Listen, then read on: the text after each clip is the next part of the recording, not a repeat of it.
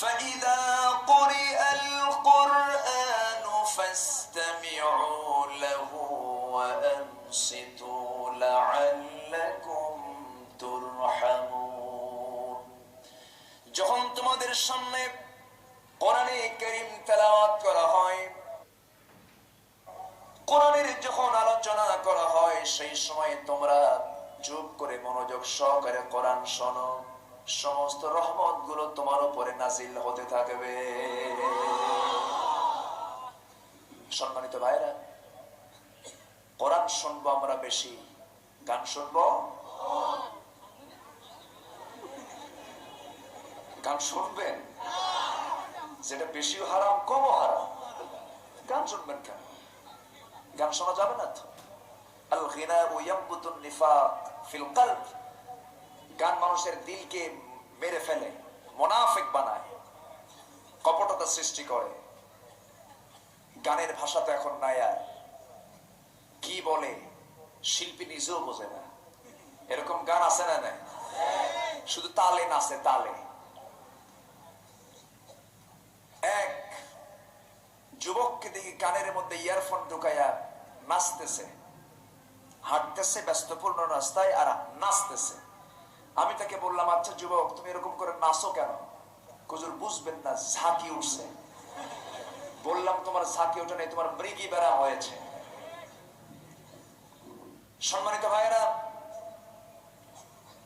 কোরআন যে সমাজে থাকবে, সেই সমাজে কোনো দুর্নীতি থাকবে না।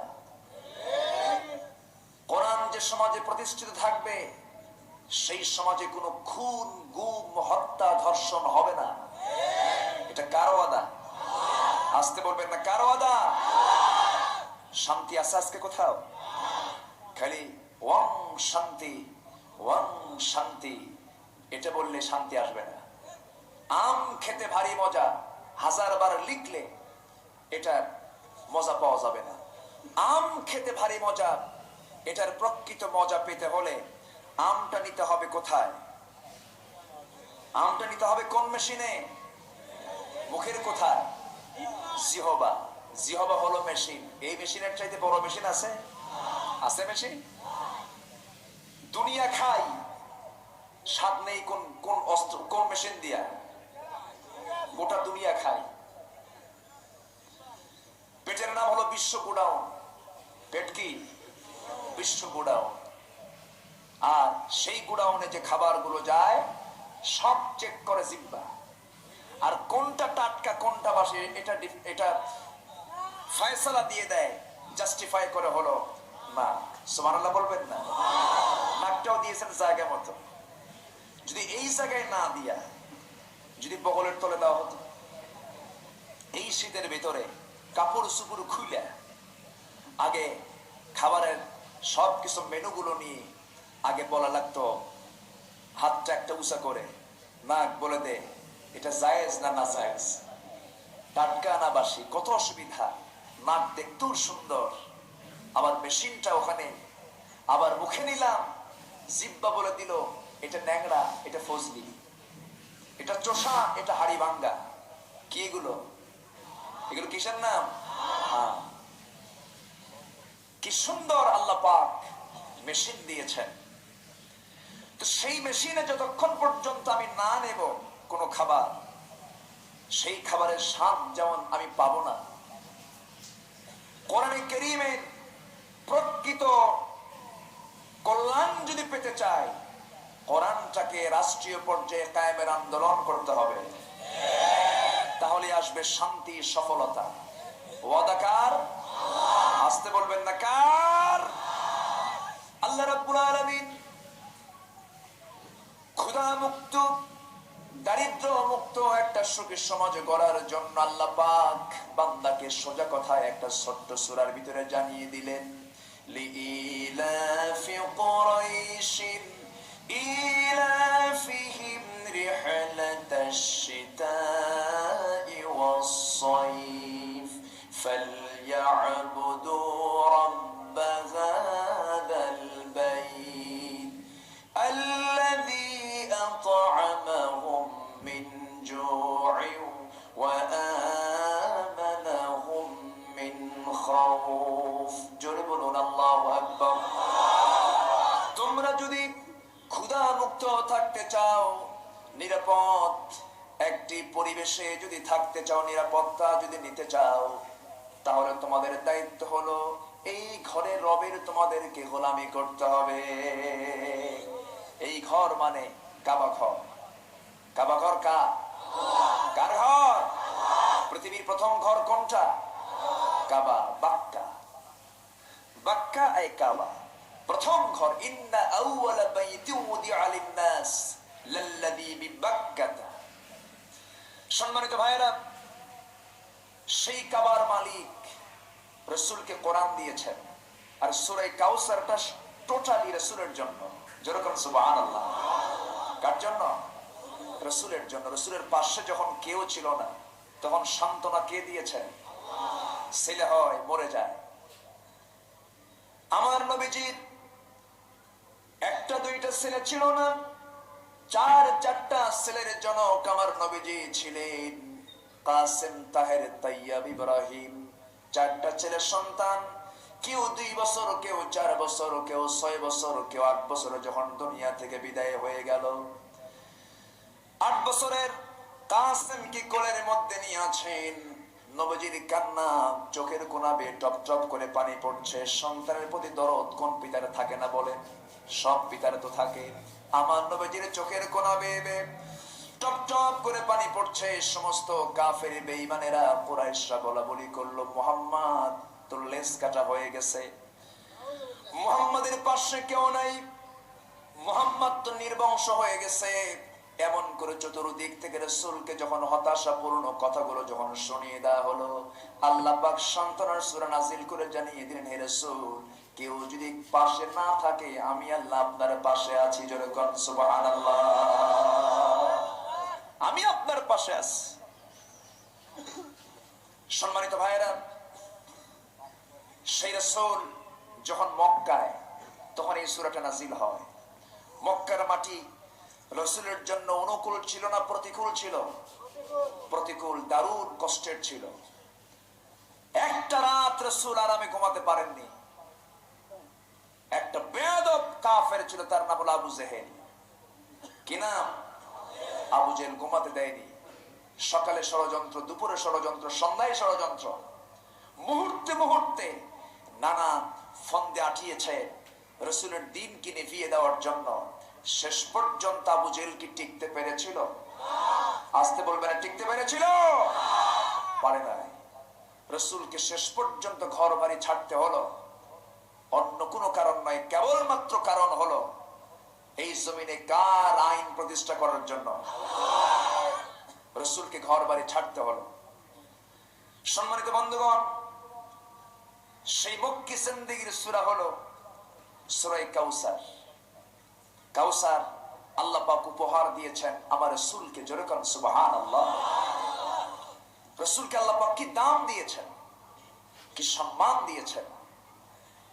গোটা কোরআনে সব নবীকে আল্লাহ পাক নাম ধরে ডেকেছেন, রাসূলকে আল্লাহ পাক নিজে পর্যন্ত নাম ধরে ডাকেন নাই। কোন ওস্তাদকে নাম ধরে যদি কোন ছাত্র ডাকে, আদবি না বেয়াদবি? বেয়াদবি। আল্লাহ যদি রাসূলকে ডাকেন, কেউ কি বলার আছে? কেউ কি কারো কিছু করার আছে? কিছু করার ছিল? সকল পয়গম্বরকে আল্লাহ রাব্বুল আলামিন নাম ধরে ডেকেছেন। আদমকে ডেকেছেন, ইয়া আদামুসকুন আনতা ওয়া যাওজুকাল জান্নাহ। ডেকেছেন মুসা আলাইহিস সালাতু ওয়াস সালামকে, ওয়া মা তিলকা বিয়ামিনিকা ইয়া মুসা। ডেকেছেন ইয়াহইয়া আলাইহিস সালাতু ওয়াস সালামকে, ইয়া ইয়াহইয়া খুযিল কিতাবা বিকুওয়া। সমস্ত পয়গম্বরকে হরফে নিদা প্রয়োগ করে ডাক দিলেন। আমার রাসূলকে একটা বারের জন্য ডাক দিলেন না, বরঞ্চ কিভাবে ডেকেছেন সুন্দর করে কোরআনে আল্লাহ রাব্বুল আলামিন রাসূলকে লক্ষ্য করে ডাকতেছেন। এক জায়গায়, ইয়া আইয়ুহান নাবিয়্যু জাহিদিল কুফফার ওয়াল মুনাফিকিনা ওয়াগলুয আলাইহিম ومأواهم جهنم জোরে বলুন আল্লাহু আকবার। হে নবী, হে মুহাম্মদ বললেন না, আরেক জায়গায় ডাকতেছেন, ইয়া আইয়ুহার রাসূল বাল্লিগ মা উনজিলা ইলাইক। হে রাসূল, হে নবী। আরেক জায়গায় নাম ধরেছেন কিন্তু গুণবাচক শব্দ প্রয়োগ করেছেন সাথে সাথেই, মুহাম্মাদুর রাসূলুল্লাহি ওয়াল্লাযীনা মা'আহু আশিদ্দাউ আলাল কুফফারি রুহামাউ বাইনাহুম তারাহুম রুকআন সুজদান ইয়াবতাগুনা ফাদলান মিনাল্লাহি ওয়া রিদওয়ানা। আমার নবীজি কি সম্মান না দিলেন। আরেক জায়গায় ডাকতেছেন, ইয়া আইয়ুহাল মুসাম্মিলু কুমিল লাইলা ইল্লা কালিলা। আরেক জায়গায় ডাকতেছেন, ইয়া আইয়ুহাল মুদাথথির কুম ফাআনযির ওয়া রাব্বাকা ফাকাব্বির ওয়া সিয়াবাকা ফাতাহহির। জোরে বলুন আল্লাহু আকবার। কোন জায়গায় খুঁজে পাবেন না, গোটা কোরআন সার্চ দেন, কোথাও খুঁজে পাওয়া যাবে না হে মুহাম্মদ, হে আহমদ বলে ডেকেছেন।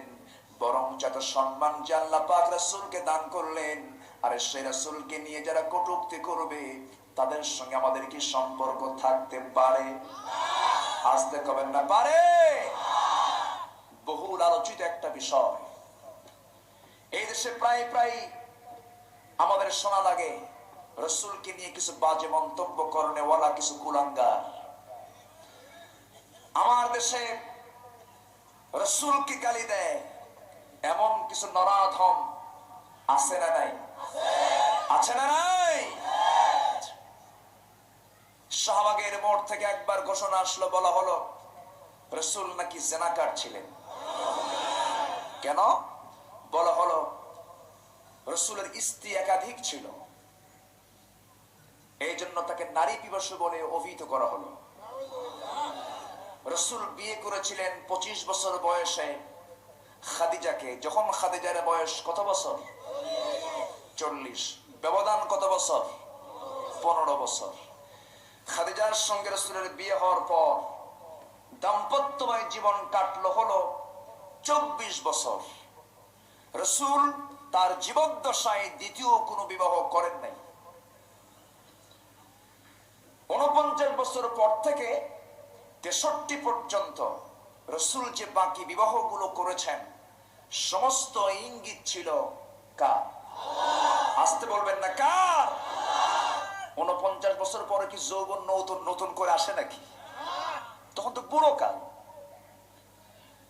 অতএব রাসূলকে নিয়ে যারা বাজে মন্তব্য করেছে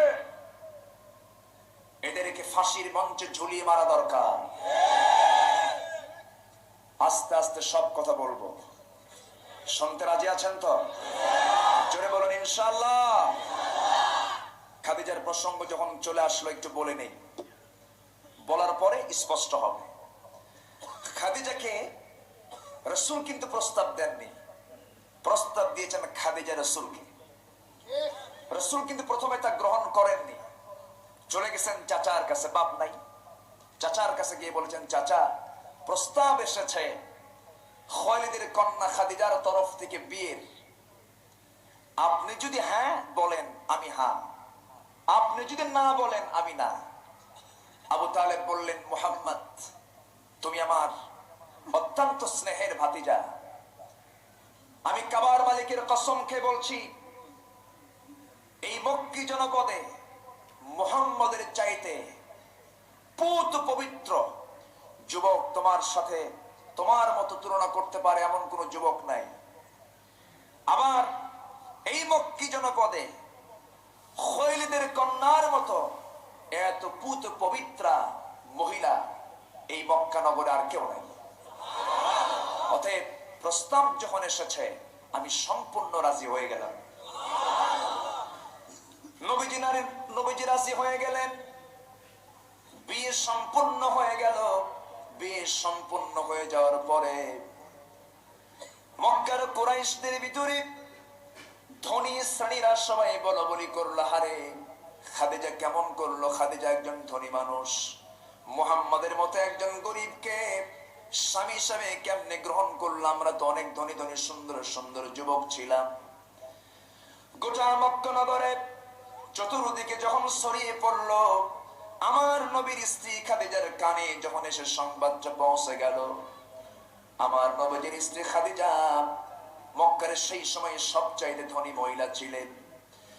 সমস্ত ধনী নেতৃবৃন্দকে ডাক দিয়ে খাদিজা সবাইকে নিয়ে কথা বলা শুরু করলেন, আহা তোমরা যে আমার স্বামীর ব্যাপারে যে মন্তব্য শুরু করেছ, তোমরা যে আমার স্বামীর ব্যাপারে অভিযোগ তুলেছ, আমার স্বামীর ব্যাপারে আমি তোমাদেরকে চারটা প্রশ্ন করতে চাই। এক নম্বর প্রশ্ন হলো, আমার স্বামী মুহাম্মদ, আমার স্বামীর চরিত্রটা কেমন? সমস্ত কুরাইশ নেতৃবৃন্দ বলল, খাদিজারে এই মক্কা নগরে মুহাম্মদের চাইতে সত্যবাদী যুবক আমরা আর দেখি নাই। আমার স্বামীর সৌন্দর্য কেমন, চেহারা কেমন? সবাই বলে ফেললো, এই আরব উপদ্বীপের ভিতরে মক্কা নগরে শুধু নয়, দুনিয়াতে যত মানুষ চোখে পড়েছে মুহাম্মদের চাইতে সুন্দর যুবক আমরা আর কোথাও দেখি নাই। নাম্বার 3 প্রশ্ন হলো, আমার স্বামীর বংশ কেমন? সবাই বলে ফেললো, মুহাম্মদ এমন একজন বংশের সন্তান, এই মক্কা নগরে সবচাইতে শ্রেষ্ঠ বংশ কুরাইশ বংশ, এর চাইতে বড় বংশ এই মক্কা নগরে আর নাই।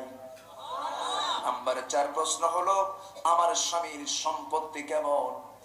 4 নাম্বার প্রশ্নটা লুফায় নিয়ে বলল, শোনো খাদিজা, এই জন্যই তো তোমাকে মানা করেছিলাম, তার তো কোনো টাকা পয়সা নাই।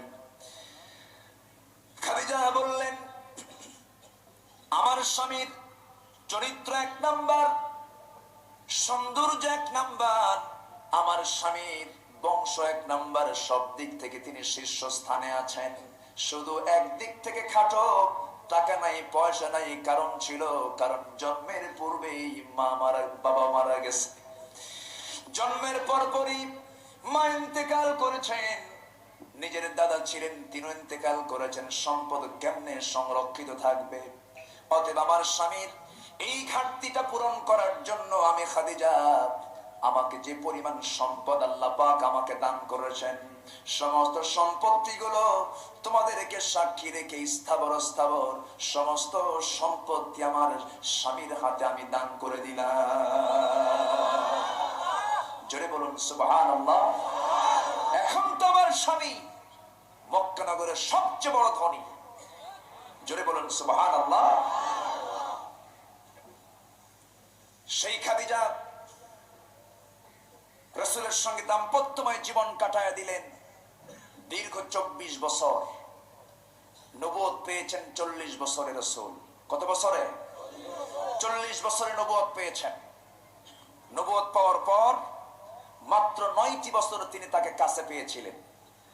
খাদিজার মৃত্যুর সময় যখন চলে আসে, নবীজির এমন একটা কঠিন সময় আসলো যখন নবীর পাশে কেউ ছিল না।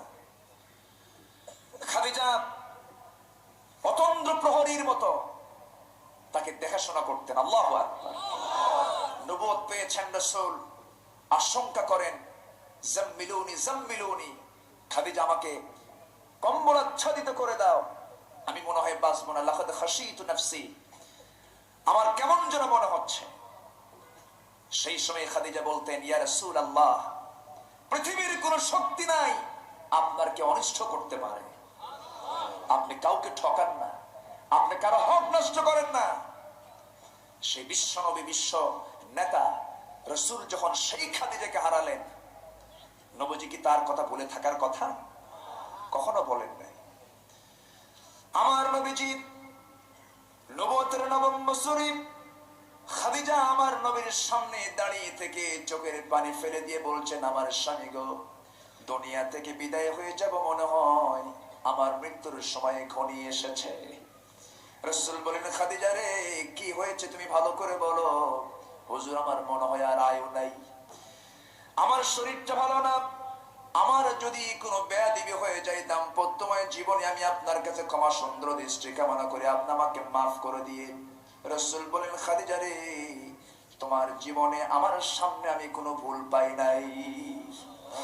তুমি কি বলতে চাও খাদিজা, বলো। খাদিজা বলছেন, ইয়া রাসূলুল্লাহ, পৃথিবীর শুরু থেকে আজ পর্যন্ত আপনার কাছে আমি যতদিন যাবত আপনার সঙ্গে দাম্পত্যময় জীবন কাটিয়ে দিয়েছি, এই দাম্পত্যময় জীবনে আমি আপনার কাছে জাগতিক জীবনের কোনো কিছু চাই নাই। আজকে আপনার কাছে আমি দুনিয়ার কোনো কিছু চাবো না। আমার মৃত্যুর পরে আপনার কাছে আমি কিছু ওসিয়ত করে যেতে চাই, কিছু ওসিয়ত আপনি পূরণ করবেন কিনা বলুন। আমার নবীজি বললেন, খাদিজা রে, আজকে তুমি যা যা বলবে সব আমি বিশ্বনবী পূরণ করে দেব। আমার নবীজি খাদিজার কথাগুলো শুনতেছেন আর চোখের পানি আটকাতে পারেন না। আমার নবীজি বলছেন, খাদিজা কি বলতে চাও বলো। খাদিজা বলছেন, ইয়া রাসূলুল্লাহ, আমি যখন দুনিয়া থেকে বিদায় হয়ে যাব, আমার বিদায়ের পর আমার লাশটা কেউ স্পর্শ করবে না। আপনি বিশ্ব নবী, আপনার বরকতি হাতে বরকতি পিঠে আমার দেহটা আপনি উঠায় নিবেন। উঠায় নিয়ে কবরের মাটিতে নিয়ে চলে যাবেন। কবরের মাটিতে কেউ রাখবেন, আপনি নিজের বরকতি হাতে শোয়া রাখবেন। আমার চেয়ারটা আপনার হাতে কিবলামুখী করে দিবেন। আর আমার তিনটা প্রশ্নের জবাব দেবার জন্য যে যোগ্যতা, আমি মনে করি আমার কোনো যোগ্যতা নাই, তিনটা প্রশ্নের জবাব আপনি আমার হয়ে দিয়ে দিবে। আমার নবীজি এই সমস্ত কথাগুলো শোনেন আর বলেন, খাদিজা রে, দুনিয়ার জীবনে তুমি আমার কাছে কোনোদিন কোনো কিছু চাও নাই। তোমার সম্পদ দিয়ে তুমি যে আমাকে সহযোগিতা করেছ, তোমার মৃত্যুর পরে তিনটা ওসিয়ত আমি বিশ্বনবী অবশ্যই পূরণ করে দেব। আমার নবীজি তার জীবনের প্রথম সঙ্গিনী খাদিজাকে চিরদিনের মতো যখন হারায় ফেললেন, নবীজির কান্না থামে না। ওই যে কান্না শুরু হয়েছিল, মৃত্যুর দিন পর্যন্ত এমন কোন দিন নাই নবীজি খাদিজার জন্য চোখের পানি ফেলে কাঁদেন নাই। আমার নবীজি খাদিজাকে হারানোর পর কথা মতো তার লাশটা নিজের পিঠে উঠায় নিলেন। উঠায় নিয়ে কবরের মাটির দিকে নিয়ে চলে গেলেন, শোয়া রাখলেন। তার চেহারা কিবলামুখী করে দিলেন। বারবার আসমানমুখী হয়ে যায়, বারবার কিবলামুখী করে দেন, বারবার আসমানমুখী হয়ে যায়। জিবরাইল বলছেন, ইয়া রাসূলুল্লাহ, খাদিজার চেহারাকে আপনি যতই চেষ্টা করেন না কেন কিবলামুখী করতে পারবেন না, কারণ খাদিজা আপনার নবুয়তি জিন্দেগির যে সহযোগিতা করেছে, তার জন্য খাদিজার চেহারার সাথে সরাসরি আরশের সম্পর্ক হয়ে গেছে। আমার নবীজি কবরের মাটিতে দাঁড়ায় আছেন। এমন সময় জিবরাইল বলছেন, ইয়া রাসূলুল্লাহ, আপনি কেন কবরের মাটিতে দাঁড়ায় আছেন? কবর থেকে উঠুন, দাফন করে চলে আসুন। জিবরাইলকে রাসূল বলছেন, জিবরাইল রে, খাদিজার সঙ্গে আমার তিনটা ওয়াদা হয়ে গেছে। খাদিজার তিনটি প্রশ্নের জবাব আমি তার হয়ে দিয়ে দেওয়ার জন্য দাঁড়ায় আছি। জিবরাইল বলছেন, ইয়া রাসূলুল্লাহ, খাদিজার তিনটি প্রশ্নের জবাব দেওয়ার জন্য আপনার কোন আজকে প্রয়োজন হবে না। খাদিজার তিনটি প্রশ্নের জবাব দেওয়ার জন্য আরশের মালিক মহান রব্বুল আলামিন রেডি হয়ে গেছে। আমার নবীজি খাদিজাকে বিদায় জানায় দিয়ে এসে ফাতিমার পাশে বসে, সন্তানগুলোর পাশে বসে, চারটা সন্তান তো দুনিয়া থেকে বিদায় হয়ে গেছে, ছেলে সন্তানগুলো। নবীজির পাশে কেউ নাই। নবীজিকে কে সান্ত্বনা দেবে? আল্লাহ পাক সুন্দর করে বলছেন, ইন্না আ'তাইনাকাল কাউসার ফাসাল্লি লিরাব্বিকা ওয়ানহার ইন্না শানিআকা হুয়াল আবতার। হে রাসূল, আমি আপনাকে হাউজে কাউসার দান করেছি, অতএব আপনি নামাজ পড়ুন, আপনি কোরবানি করুন। আর যারা বলে আপনাকে লেজ কাটা, তারাই প্রকৃতপক্ষে লেজ কাটা। রাসূলকে যদি গালি শুনতে হয়, আমাদেরকেও গালি শুনতে হবে। রাসূলকে যদি জেল খাটতে হয়, আমাকেও জেল খাটতে হবে। রাসূলকে যদি ঘর বাড়ি ছাড়তে হয়, আমাকেও ঘর বাড়ি ছাড়তে হবে। সম্মানিত ভাইয়েরা, সেই রাসূলকে, যে রাসূলকে সম্মান কে দিয়েছেন? আসতে বলবেন না, কে দিয়েছেন? আল্লাহ পাক। সম্মানিত বন্ধুগণ, রাসূলকে আল্লাহ পাক কি দাম দিয়েছেন। খাদিজাকে হারালেন, আবু তালেব তিনিও চলে গেলেন। মাত্র 3 দিন ব্যবধান। কয়দিন? 3 দিনের ব্যবধানে আবু তালেবও চলে গেলেন। আবু তালেবের যখন মুমূর্ষু অবস্থা, রাসূল বলছেন, চাচা আপনি চলে যাচ্ছেন, আপনি আমার পিতার ভূমিকা পালন করেছে, আপনি একটাবার শুধু কালিমা পড়েন, আপনার জন্য আমি রাসূল সুপারিশ করে জান্নাতে পৌঁছায় দেব। আবু তালেব চুপ মেরে আছেন। আবু তালেবের মুখ থেকে কোনো আওয়াজ বের হয় না। আবু তালেব বলছেন, মুহাম্মদ, আমার কলিজার টুকরা সন্তান আলী এবং জাফরকে তোর হাতে তুলেই দিছি। তিনি জানতেন মুহাম্মদ সত্য। রাসূল নামাজ পড়েন আলীকে নিয়ে। আবু তালেব তার আরেক ছেলে জাফরকে বলেন, জাফর, আমার মুহাম্মদের বাম পাশে যে তুইও নামাজ পড়। উনি জানতেন মুহাম্মদ সত্য, কিন্তু হেদায়েতের মালিক কে? আসতে বলবেন, হেদায়েতের মালিক কে? আমার নবীজি আবু তালেব চাচার মাথা থেকে পা পর্যন্ত হাতের ছোঁয়া লাগায় দিতেছেন আর চোখের পানি ফেলে ফেলে কাঁদতেছেন। বলছেন, চাচা গো, একটাবার শুধু আপনি কালিমা পড়েন, গোটা পড়ার দরকার নাই, শুধু অর্ধেক কালিমা লা ইলাহা ইল্লাল্লাহ এতটুকু বলেন, আপনার জন্য আমি বেহেশতের জামিন হয়ে যাব। ইতিমধ্যে আবু তালেবের মুখ থেকে আর কোনো কথা বের হলো না। আল্লাহর পক্ষ থেকে আয়াত নাযিল হয়ে গেল, হে রাসূল, আপনি তাকে হেদায়েত দিতে পারবেন না, আপনি যাকে ভালোবাসবেন সমস্ত হেদায়েতের চাবিকাঠি একমাত্র কার হাতে বলেন? আবু তালেব দুনিয়া থেকে বিদায় হয়ে গেলেন, নবীজির পাশে কেউ নাই। দুজন যখন দুনিয়া থেকে বিদায় হয়ে গেছেন, এমন সময় আবু জাহেল চতুর্দিক থেকে সমস্ত লোকজনদেরকে জড়ো করে বলল, শোনো, খাদিজার প্রভাবে মুহাম্মদকে কিছুই বলতে পারি নাই, আবু তালেবের প্রভাবে মুহাম্মদকে কিছুই বলতে পারি নাই। মুহাম্মদকে এখন গাইড কে দেবে? মুহাম্মাদের পাশে আজকে কেউ নাই। আজকে থেকে মুহাম্মাদের দাওয়াতি কাজ মক্কা নগরে বন্ধ ঘোষণা করা হলো। আমার নবীজি প্রচন্ড টেনশন নিয়ে আছেন, শোকাহত মর্মাহত। নবীজির পাশে বউ নাই, ঘরের মধ্যে একা শুয়ে আছেন।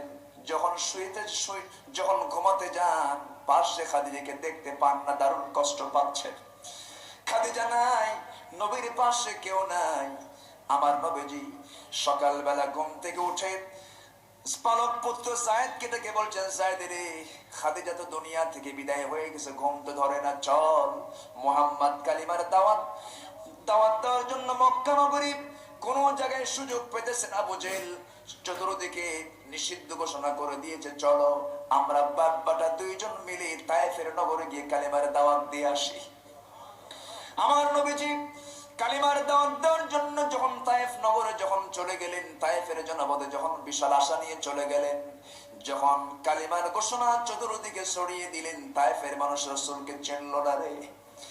যে নবীর মাথায় সূর্যের নিচে এক খণ্ড মেঘ সর্বক্ষণ থাকতো, রাসূলকে ছায়া দিত, যে নবীর দেহে সূর্যের তাপ লাগতো না, সেই নবীজিকে চিনতে না পেরে তায়েফের মানুষগুলো এমন ভাবে পাথর মারা শুরু করলো, সেই পাথরের এক একটা গাতে ফিনকি দিয়ে রক্ত পড়া শুরু হয়ে গেল। নবীর পাশে কেউ নাই, রক্তগুলো গড়ে গড়ে পড়তেছে, জামাগুলো রক্তে লাল হয়ে গেছে, জুব্বার সঙ্গে রক্তগুলো লেগে গেছে, জুতার তলার সাথে পায়ের তলার জমাট বেঁধে গেছে রক্ত দিয়ে, এত রক্ত ঝরেছে শরীর থেকে। নবীজি বেহুশ হয়ে তায়েফের ময়দানে বেহুশ হয়ে পড়ে আছেন। বেহুশ অবস্থায় যায়েদ বিন হারিস চোখের পানি মুছতে মুছতে বলছেন, ইয়া রাসূলুল্লাহ, তায়েফের মানুষ আপনাকে এত জুলুম করলো, আপনি তাদের জন্য লানতের বদদুয়া করুন। রাসূল বলছেন, ওরে যায়েদ, লানত করার জন্য বিশ্বনবী দুনিয়াতে আসে নাই, তবে একটা কথা জেনে রেখে দিও যায়েদ রে, বিশ্বনবী রক্ত যখন জমিন পর্যন্ত স্পর্শ করেছে, এই জমিনেই একদিন দেখতে পাবে আল্লাহর দিন কায়েম হয়ে গেছে। জোরে করুন সুবহানাল্লাহ। আমার নবীজি কোথাও গিয়ে শান্তি পাচ্ছেন না, ঘরের মধ্যে ঘুম হয় না, খাদিজা নাই, পাশের ঘরে যান আবু তালেব নাই, সন্তানগুলোর মন খারাপ, নবীজিকে কে সান্ত্বনা দেবে? তায়েফে মার খেয়ে আসলেন। এমন সময় আল্লাহ পাক অস্থির হয়ে বলছেন, জিবরাইল আমার দোস্তের কাছে তাড়াতাড়ি চলে যা। আমার বন্ধু, আমার খলিল, আমার হাবিব দারুণ মানসিক যন্ত্রণার ভিতরে আছে। আমার রাসূলকে যে বলে দে আমি আমার রাসূলের জন্য আমার বাড়ির মেহমান হিসেবে কবুল করে নিয়েছি। আমার নবীকে সংবাদ দেওয়ার জন্য জিবরাইল চলে এলেন। আমার নবী সেই সময় মেহানির ঘরের ভিতরে ছিলেন। রাতের বেলা মধ্যরাত্রি নবীজিকে এসে সালাম দিচ্ছেন জিবরাইল, সালামুন আলাইকা ইয়া রাসূলুল্লাহ। আমার নবীজি জবাব দিয়ে বলছেন, জিবরাইল রে কেন এসেছো? জিবরাইল বলতেছেন, আল্লাহ আমাকে তাড়াহুড়ো করে পাঠিয়ে দিয়েছেন। আল্লাহ পাক আপনাকে তার বাড়ির মেহমান হিসেবে মঞ্জুর করে নিয়েছেন।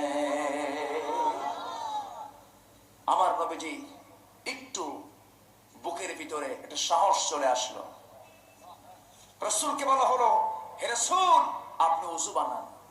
রাসূল ওযু বানালেন। ওযু বানানোর পর এমন একটা যানবাহন পাঠিয়ে দেওয়া হলো যে যানবাহনে পৃথিবীর কোনো মানুষ আর কোনোদিন চড়তে পারবে না। আল্লাহু আকবার। শুধু স্পেশালি রাসূলের জন্য আল্লাহ পাক পাঠিয়ে দিয়েছেন। আল্লাহু আকবার। জোরে বলেন আল্লাহু আকবার। আমার নবীজি সেই ফ্লাইটে চড়লেন, সেই যানবাহনে চড়লেন। সাথে আছেন জিবরাইল। কে আছেন? জিবরাইল। আমার নবীজি ফ্লাইটে চড়লেন, যানবাহনে চড়ে চোখের পলকে মসজিদে হারাম থেকে মসজিদ আকসায় গিয়ে পৌঁছলেন। আল্লাহ পাক সমস্ত পয়গম্বরদেরকে এক জায়গায় করলেন। এক জায়গায় করে নবীর সঙ্গে পরিচয় করে দিলেন। সবাইকে নিয়ে নামাজের নেতৃত্ব দিলেন। নামাজটা শেষ হয়ে গেল। 7টা সিঁড়ি তার সামনে হাজির করা হলো। প্রত্যেকটা সিঁড়িতে পা রাখেন, একটা করে আসমান অতিক্রম করেন। 7টা আসমান টপকিয়ে গেলেন। আমার নবীজি জিবরাইলকে সাথে করে নিয়ে একদম চলে গেলেন সিদরাতুল মুনতাহা। জোরে কোন সুবহানাল্লাহ। সীমান্ত বৃক্ষে যখন চলে গেলেন, সীমান্ত এরিয়াতে যখন পা রাখলেন, জিবরাইল বলছেন, ইয়া রাসূলুল্লাহ দেখুন আমার পাসপোর্ট। আমার পাসপোর্টে সিদরাতুল মুনতাহার ভিসা লাগানো আছে, আর আমার যাওয়ার কোনো ক্ষমতা নাই। আপনি এখন আপনার ভিসা নিয়ে, আপনার পাসপোর্ট নিয়ে আপনাকে একাই যেতে হবে। আপনার শাজিম পর্যন্ত যাবেন, কেউ আপনাকে বাধা দেবে না। আমার নবীজি সম্পূর্ণ একাকী ঊর্ধ্বগমন করলেন। আর শাজিমের কাছাকাছি যখন চলে গেলেন, নবীজির ভিতরে ভয় ভয় কাজ করছিল। হারে একাকী, কেউ তো আমার পাশে নাই, নিঃসঙ্গ। এমন সময় নবীজির কানের ভিতরে বেলালের কণ্ঠের আওয়াজ ঢুকাইয়া দিলে। আমার নবীজি মনে মনে চিন্তা করেন, হারে আমি তো দুনিয়াতে বেলালকে রেখে আসলাম, জান্নাতের মধ্যে সে কেমনে আসলো? নবীজি পরবর্তীতে বলেন, বেলাল রে জান্নাতের ভিতরে তুমি তো দুনিয়াতে আছো, দুনিয়া থেকে জান্নাতে যাওয়ার পূর্বে তোমার আওয়াজ জান্নাত পর্যন্ত পৌঁছে গেছে। বেলাল বেলাল চোখের পানি মুছতে মুছতে বলছেন, ইয়া রাসূলুল্লাহ আমার তো জীবনে তেমন কোনো ভালো আমল নাই, শুধু আমল এতটুকুই। আমার এক্সট্রা আমল হলো আমি যখন ওযু বানাই, ওযু বানানোর সঙ্গে সঙ্গে 2 রাকাত নফল নামাজ পড়ি। আল্লাহ বুঝে এই জন্যই জান্নাতের মধ্যে আমার কণ্ঠ আপনার কানে ঢুকাইয়া দিয়েছেন। ফাসাল্লি লিরাব্বিকা ওয়ানহার। হে রাসূল আপনি সেই জন্য নামাজ পড়ুন। কার জন্য? আসতে বলবেন না, কার জন্য? আমার নবীজি আরশে আজিমে পৌঁছে গেলেন। নবীজি যখন টের পেলেন আমি তো পৌঁছে এসেছি, আমি তো একদম সম্পূর্ণ কাছাকাছি চলে এসেছি, আরশে আজিমের ভিতরে ঢুকেছি। নবীজি টের পাওয়া মাত্রই পায়ে ছিল জুতা, সেই জুতায় তার হাতটা রেখে দিলেন খোলার জন্য। ভিতর থেকে আওয়াজ আসতেছে, আমার হাবিব আপনি জুতায় কেন হাত দেন? আপনার জুতার ধুলার কণা নেবার জন্য আমার আরো অনেক দিন যাবত কান্নাকাটি করতেছে। আমার নবীজি জুতা সহ ভিতরে ঢুকবেন, এমন সময় আল্লাহ পাক বলছেন, আমার হাবিব আপনি তো আমার বাড়িতে আসছেন, আমার জন্য কি হাদিয়া নিয়ে আসছেন? আপনি আমার জন্য কি বড় হুকুম নিয়ে আসছেন? আমার নবীজি আল্লাহর সামনে সম্পূর্ণ কাছাকাছি যখন চলে গেছেন, এমন সময় আল্লাহকে সামনে রেখে আমার রাসূল বলছেন, আমি তো দুনিয়ার কোন সম্পদ নিয়ে আসি নাই, আমি নিয়ে এসেছি আত-তাহিয়াতু লিল্লাহি ওয়াস-সালাওয়াতু ওয়াত-তাইয়্যিবাত। আমার আল্লাহ খুশি হয়ে জবাব দিচ্ছেন, আসসালামু আলাইকা আইয়ুহান নাবিয়্যু ওয়া রাহমাতুল্লাহি ওয়া বারাকাতুহু, আসসালামু আলাইনা ওয়া আলা ইবাদিল্লাহিস সালিহিন। আমার বন্ধুগণ, আমার আল্লাহ আমার নবীকে সালাম দিলেন। সালাম দেওয়া যখন শেষ হয়ে গেল, সমস্ত ফেরেশতারা সাক্ষ্য দিচ্ছেন, আশহাদু আল্লা ইলাহা, বলুন আশহাদু আল্লা ইলাহা ইল্লাল্লাহু ওয়া আশহাদু আন্না মুহাম্মাদান আবদুহু ওয়া রাসূলুহু। আমার বন্ধুগণ, তাশাহুদ শেষ হয়ে গেল, নবীর সঙ্গে দিদার হয়ে গেল। একদিন দুদিন কাটালেন না, 27টা বছর কেটে গেল। কত বছর বলুন? 27 বছর কেটে গেল। 27টি বছর মক্কি জিন্দেগির ঘটনা এটা। মেরাজ হয়েছে মক্কার মাটিতে বসে। আমার নবীজি আল্লাহ পাক তাকে মেহমান করে নিয়ে গেছেন তার বাড়িতে। 27 বছর কাটায় দিলেন। জান্নাত দেখলেন, জাহান্নাম দেখলেন, দুনিয়ার সব কিছু দেখলেন, আসমান 7টা দেখলেন। সমস্ত বিশ্ব ব্রহ্মাণ্ড দেখা যখন শেষ হয়ে গেল, সফর যখন শেষ হয়ে গেল, আমার নবীজি দুনিয়াতে আসবেন। আমার আল্লাহ আমার রাসূলকে ডাক দিয়ে বলছেন, আমার হাবিব দুনিয়াতে যেতেছেন, আমি আপনার উম্মতের জন্য 50 ওয়াক্ত নামাজ দিয়ে দিলাম। জোরে কোন সুবহানাল্লাহ। আমার নবীজি 27 বছর কাটায় দিয়া দুনিয়াতে যখন চলে আসবেন, 50 ওয়াক্ত নামাজ খুশি মনে করে নিয়ে যখন আসতেছিলেন, মাঝপথে অনেক পয়গম্বরের সঙ্গে দেখা হলো। একটা আসমানে একজন পয়গম্বর আমার নবীর সামনে দাঁড়িয়ে গিয়ে বলছেন, হে রাসূল, আল্লাহ পাক আপনার উম্মতের জন্য কি দিয়েছেন? 50 ওয়াক্ত নামাজ দিয়েছেন। আপনার উম্মতরা কিন্তু 50 ওয়াক্ত নামাজ পড়তে পারবে না। মুসার যুক্তি সঠিক না বেঠিক? আস্তে কোন কেন? সঠিক না বেঠিক? সঠিক। যোহর পড়তে পড়তে বলে, আল্লাহ কাম নাই কাজ নাই, আবার আসর, আবার মাগরিব।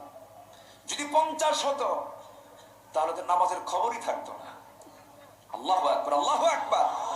জায়গা মতো মুসা আলাইহিস সালাতু ওয়াস সালাম ধরে ফেলেছেন।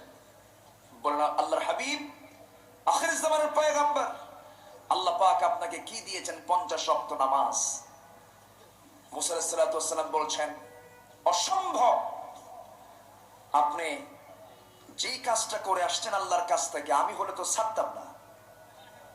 50 ওয়াক্ত নামাজ কি উম্মতরা পড়তে পারবে? অসম্ভব ব্যাপার। রাসূল বললেন, আমার উম্মতরা পড়বে। মুসা বলছেন, আপনি নবী বড় হতে পারেন, আমার অভিজ্ঞতা বেশি, আমি আপনার আগের নবী, 50 হবে না। আপনি আল্লাহর কাছে গিয়ে বলেন, না কমান পর্যন্ত আমি আপনাকে দুনিয়া যেতে দেব না বিপদে পড়ার জন্য। আল্লাহর কাছে যান। রাসূল বলেন, আমি যাবো কেমন? আপনি যান আল্লাহর কাছে। আল্লাহ যদি কিছু বলে, আপনি আমার নাম নেবেন, আল্লাহ এমনি সোজা হয়ে যাবে। জোরে কোন সুবহানাল্লাহ। আর জোরে বলেন সুবহানাল্লাহ। মুসার গোটা জীবন ছিল পরীক্ষা দিয়ে ভরা। পরীক্ষিত নবী। আল্লাহু আকবার। কি নবী? পরীক্ষিত নবী। অনেক পরীক্ষা দিয়েছেন। জন্ম হয় নাই, ফেরাউন ফরমান জারি করলো, কোন ছেলে সন্তান জীবিত রাখা যাবে না। কেন? মুসার জন্ম ঠেকা। দেখেন তো কি, এটা কোন আইন হলো? কত বড় জালিম ছিল। মুসার জন্ম ঠেকানোর জন্য 40,000 শিশুকে ফেরাউনের লোকজন হত্যা করলো মার পেট থেকে বের করে। মুসার মার পেটে সন্তান। আল্লাহ বলছেন, মুসার মা টেনশন করো না, তোমার সন্তানকে আমি তোমার কোলে উঠায় দেব, সন্তান আগে ডেলিভারি হোক। সুবহানাল্লাহ বলবেন না? মুসার মা টেনশন করলেন, কিন্তু আল্লাহ পাক ওহী দিয়ে জানিয়ে দিলেন, وأوحينا إلى أم موسى أن أرضعيه فإن خفت عليه فألقيه في اليم ولا تخافي ولا تحزني। হে মুসলমান, টেনশন করো না, সন্তান ডেলিভারি হয়ে যাক। সন্তান ডেলিভারি হয়ে যাওয়ার পর তোমার সন্তান নিয়ে যদি আশঙ্কা করো জান্নাত থেকে তোমার জন্য তোমার সন্তানের জন্য একটা সুন্দর কাঠের বাক্স পাঠায় দেব। কাঠের বাক্সে বাক্স বন্দি করে তুমি দরিয়ায় ছাড়িয়ে দিবা, দরিয়ায় ভাসায় দিবা। আমি তোমার সন্তানকে আবার তোমার কোলে উঠায় দেব। জোরে কোন সুবহানাল্লাহ। আমার বন্ধুগণ, মুসা আলাইহিস সালামের প্রসঙ্গে একটু আসলে একটু বলে নেই, একটু আগায় নেই। মুসা আলাইহিস সালাম কি করলেন? মার পেট থেকে জন্ম নিয়ে পরীক্ষার মধ্যে পা দিলেন।